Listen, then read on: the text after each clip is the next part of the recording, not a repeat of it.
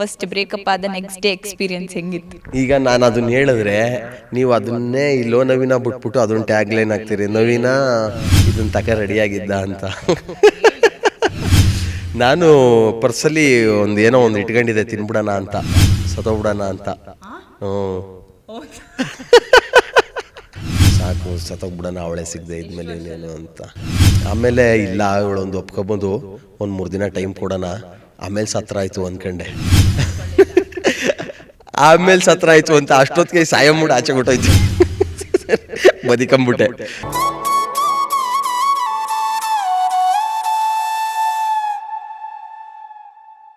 ಈಗ ಮದುವೆ ಆಗದವರಿಗೆ, ಮದುವೆ ಆಗುವಂಥವರಿಗೆ, ಹಳ್ಳಿ ಹುಡುಗರಿಗೆ ಅಥವಾ ಸಿಟಿ ಹುಡುಗರಿಗೆ ಎಲ್ಲರಿಗೂ ಕನೆಕ್ಟ್ ಆಗುವಂಥ ಹಾಡುಗಳನ್ನು ಇಟ್ಟಿದ್ದೀರಿ.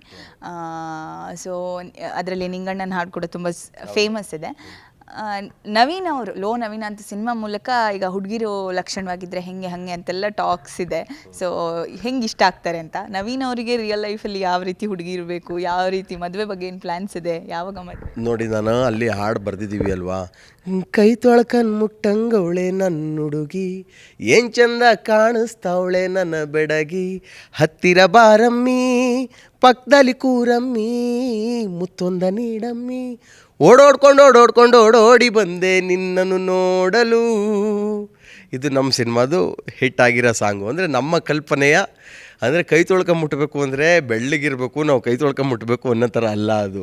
ಈಗ ಆಡು ಭಾಷೆಯಲ್ಲಿ ನಮ್ಮ ಹುಡುಗಿ ಹೆಂಗವಳೆ ಗೊತ್ತಾ, ಸಾಕಷ್ಟು ಕೇಳ್ತಾ ಇರ್ತೀವಿ ಅಲ್ವಾ, ಕೈ ತೊಳ್ಕೊಂಬಿಟ್ಬೇಕು, ಹಂಗಿರಬೇಕು. ಬರೀ ಏನು ಅಂದನ್ ಮಾತ್ರ ಕೈ ತೊಳ್ಕೊಂಬಿಟ್ಟದಲ್ಲ, ಮನುಷ್ಯನೂ ಕೈ ತೊಳ್ಕೊಂಬಿಟ್ಟುವಂಥ ಒಂದು ಒಳ್ಳೆ ನಡವಳಿಕೆ ಇರೋ ಹುಡುಗಿ, ಒಂದು ಒಳ್ಳೆ ಗುಣ ಇರುವಂಥ ಹುಡುಗಿ ಅಂತಾರಲ್ವಾ, ಒಂದು ಹೊಂದಾಣಿಕೆ ಇರುವಂಥ ಹುಡುಗಿ, ಒಂದು ಫ್ರೆಂಡ್ಸ್ ಥರ ಇರುವಂಥ ಹುಡುಗಿ ಅಲ್ವಾ, ಅದು ತಾನಾಗೆ ಎಲ್ಲ ಆಗ್ತವೆ. ಅವೆಲ್ಲ ಸಿನಿಮಾ ಹೆಂಗೆ ತಾನಾಗೆ ಆಗುತ್ತೆ, ಹಂಗೆ ಮದುವೆ, ಸೈಟು, ಮನೆ ಇವೆಲ್ಲ ತಾನಾಗೆ ಆಗಬೇಕು. ಏನು ಮದುವೆನಾ? ಮನೆ ಆಗಿದೆ, ಮೈಸೂರಲ್ಲಿ ಒಂದು ಮನೆ ತಗೊಂಡೆ, ಮನೆ ಆಗಿದೆ. ಸ್ವಂತ ಮನೆ ಇರಬೇಕಲ್ವ ಕಲಾವಿದರಿಗೆ. ಇಲ್ಲಿ ಬೆಂಗಳೂರಲ್ಲಿ ಒಂದು ಬಾಡಿಗೆ ಮನೇಲಿದ್ದೀನಿ, ಸಾಕು ಒಂದು ಮನೆ ಬಾಡಿಗೆಗೆ, ಈಗ ಸ್ವಂತ ಮನೆ ಇದೆ. ಇನ್ನು ಸೈಟೆಲ್ಲ ಏನು ಸಾಕು, ಮನೆಯೇ ಇದೆಯಲ್ಲ, ಇನ್ನೇನು ಬೇಡ. ಜೀವನಕ್ಕೆ ಏನು ತೊಂದರೆ ಇಲ್ಲ, ಆರಾಮಾಗಿ ಹೋಗ್ತಾ ಇದೆ. ಆಮೇಲೆ ತುಂಬ ಖುಷಿಯಾಗಿದ್ದೀನಿ, ನಾನು ಜನಗಳ ಮಧ್ಯೆ ಇರ್ತೀನಿ, ಯಾವಾಗಲೂ ಹಾಡಿಕೊಂಡು ಖುಷಿಯಾಗಿರ್ತೀನಿ. ಈಗ ಸಿನಿಮಾ ಮಾಡ್ತೀನಿ, ಮದುವೆ ಆಗುತ್ತೆ ಬಿಡಿ ತಾನಾಗೆ. ಲವ್ ಬ್ರೇಕಪ್ ಸೀನ್ಗಳು ಎಲ್ಲರ ಲೈಫಲ್ಲೂ ಇದ್ದೇ ಇರುತ್ತಲ್ಲ, ಅವೆಲ್ಲ ಇಲ್ಲ ಅಂದರೆ ಲೈಫಲ್ಲಿ ಮಜಾ ಇರಲ್ಲ. ಮದುವೆ ಊಟ ಅಂದಮೇಲೆ ಸಿಹಿ ಇರಬೇಕು, ಉಪ್ಪು ಇರಬೇಕು, ಉಪ್ಪಿನಕಾಯಿ ಇರಬೇಕು, ಒಬ್ಬಟ್ಟು. ನವೀನ್ ಸಜ್ಜು ಅವರು ಈಗ ಬ್ರೇಕಪ್ ಆಗಿದೆ, ಎಲ್ಲದೂ ಇತ್ತು ನನ್ನ ಲೈಫಲ್ಲಿ ಅಂತಂದರೆ, ಈಗ ಬ್ರೇಕಪ್ ಆದಾಗ ಫಸ್ಟ್ ಡೇ ಏನು ಮಾಡಿದ್ರೆ, ಆರಾಮಾಗಿ ಹೋಗಿ ಮಲ್ಕೊಂಡಿದ್ರ ಅಥವಾ ಬೇಜಾರಲ್ಲಿದ್ರ, ಅದರಿಂದ ಹೊರಗೆ ಬರೋದಕ್ಕೆ ಒದ್ದಾಡಿದ್ರ? ನಿಮ್ಮ ಫಸ್ಟ್ ಬ್ರೇಕಪ್ ಆದ ನೆಕ್ಸ್ಟ್ ಡೇ ಎಕ್ಸ್ಪೀರಿಯನ್ಸ್ ಹೆಂಗಿತ್ತು? ಈಗ ನಾನು ಅದನ್ನ ಹೇಳಿದ್ರೆ ನೀವು ಅದನ್ನೇ ಈ ಲೋ ನವೀನ ಬಿಟ್ಬಿಟ್ಟು ಅದನ್ನ ಟ್ಯಾಗ್ ಲೈನ್ ಹಾಕ್ತೀರಿ, ನವೀನ ಇದನ್ನ ತಕ ರೆಡಿಯಾಗಿದ್ದ ಅಂತ. ನಾನು ಪರ್ಸಲ್ಲಿ ಏನೋ ಒಂದು ಇಟ್ಕೊಂಡಿದ್ದೆ, ತಿನ್ಬಿಡೋಣ ಅಂತ, ಸತ್ತೋಗ್ಬಿಡೋಣ ಅಂತ.